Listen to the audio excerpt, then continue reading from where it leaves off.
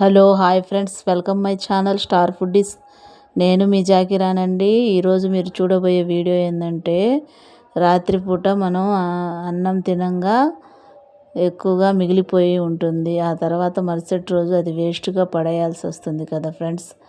అదంతా అన్నం మనం వేస్ట్ అయిపోతుందని బాధపడే పనే లేకుండా మనం చాలా ఈజీగా ఇన్స్టెంట్ దోశ ప్రిపేర్ చేసుకోవచ్చు ఫ్రెండ్స్.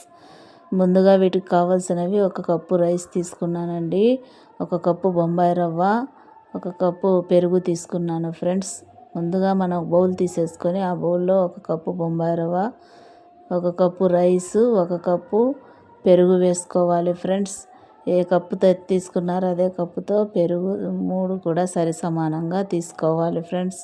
మీరు ఎక్కువ క్వాంటిటీ చేసుకున్నట్లయితే మరింతగా పడుతుందండి. చూడండి ఫ్రెండ్స్, ఇప్పుడు ఈ పిండి మొత్తం మనం చేత్తో కలుపుకోవాలండి ఇదంతా కూడా. ఆ తర్వాత నేను ఇందులో కొద్దిగా వాటర్ వేసుకుంటున్నానండి, మరీ ఎక్కువ వేసుకోకూడదండి. మళ్ళీ వాటర్ వేసుకొని మనం చేత్తో కలుపుకోవాలండి. ఇదంతా కూడా కలుపుకొని మనం పక్కన పెట్టేసుకోవాలండి. ఒక 10 నిమిషాలు బాగా నానుతుందండి. ఆ తర్వాత ఒక మిక్సీ జార్ తీసుకొని ఈ మిశ్రమం అంతా కూడా మనం ఇందులో వేసేసుకొని గ్రైండ్ చేసుకోవాలండి. మెత్తగా సాఫ్ట్గా మనకు దోశ బ్యాటర్ లాగా గ్రైండ్ చేసుకోవాలండి. చూడండి ఫ్రెండ్స్, ఇప్పుడు బాగా గ్రైండ్ అయిపోయింది. చూడండి ఫ్రెండ్స్, ఇక్కడ నేను చూపించిన విధంగా వేసుకోండి. ఇప్పుడు దీన్ని ఒక బౌల్లో తీసేసుకుంటున్నానండి. ఈ బ్యాటర్ ఉంటే మనకు సరిపోతుందండి పిండి. చూడండి ఫ్రెండ్స్, అచ్చం మనకు దోశ పిండి బ్యాటర్ లాగానే కనిపిస్తుంది కదా ఫ్రెండ్స్. ఇప్పుడు మనం ఇందులో 1/2 టేబుల్ స్పూన్ సాల్ట్ వేసుకుంటున్నానండి.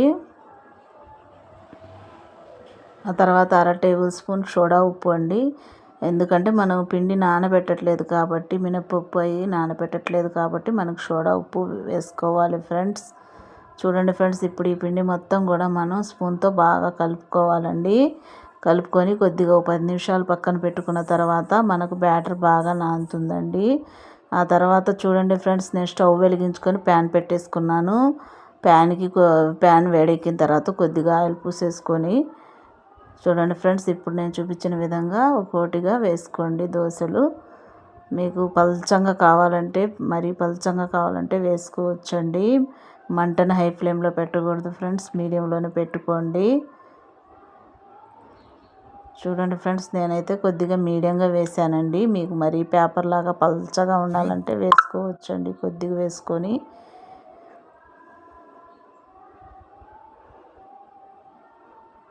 చూడండి ఫ్రెండ్స్, మంటను మాత్రం హై ఫ్లేమ్లో పెట్టకూడదండి,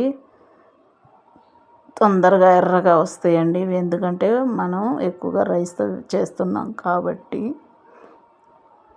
చూడండి ఫ్రెండ్స్, ఇప్పుడు నేను కొద్దిగా ఆయిల్ తీసేసుకొని దోశకి చుట్టూరా వేస్తున్నానండి. పైనుండి పక్కన మొత్తం కూడా స్ప్రెడ్ చేస్తున్నాను ఆయిల్.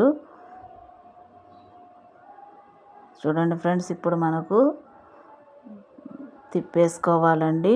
నేనైతే కొద్దిగా మంటను మీడియంలో పెట్టలేదండి, కొద్దిగా హైలోనే ఉంచానండి. నేనైతే అంతగా గమనించలేదు. చూడండి ఫ్రెండ్స్, ఇప్పుడు నాకు కొద్దిగా మరింత ఎర్రగానే వచ్చినాయండి దోశలు.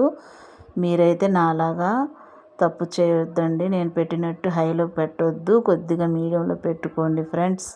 చూడండి ఫ్రెండ్స్, నేను రెండో దోశ కూడా వేస్తున్నాను అదేవిధంగా.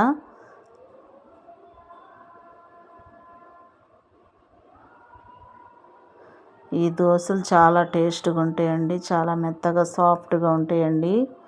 అప్పటికప్పుడు మనం 10 నిమిషాల్లోనే చేసుకొని తినొచ్చండి ఈ దోశలు.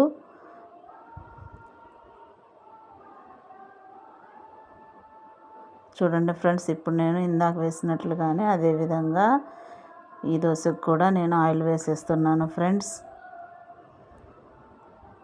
చూడండి ఫ్రెండ్స్, ఇప్పుడు మనకు రెండు పక్కలు కూడా కాలిపోయింది కాబట్టి తీసేస్తున్నాను ఫ్రెండ్స్. చూడండి ఫ్రెండ్స్, మనం ఇందులోకి నేను టమాటా చట్నీతో ప్రిపేర్ చేసుకొని తీసుకున్నాను ఫ్రెండ్స్. ఇందులో మీరు పల్లీ చట్నీ కూడా చేసుకొని తీసుకోవచ్చు ఫ్రెండ్స్, చాలా టేస్ట్గా ఉంటాయండి. ఈ వీడియో కనుక నచ్చిందా ఫ్రెండ్స్, లైక్ చేయండి, షేర్ చేయండి, సబ్స్క్రైబ్ చేయండి ఫ్రెండ్స్. ఇప్పుడు మనకు ఇన్స్టెంట్ దోశ రెడీ అయిపోయిందండి. చూడండి ఫ్రెండ్స్, ఎంత మెత్తగా సాఫ్ట్గా ఉందో. చూడండి ఫ్రెండ్స్, చాలా బాగా వచ్చాయండి.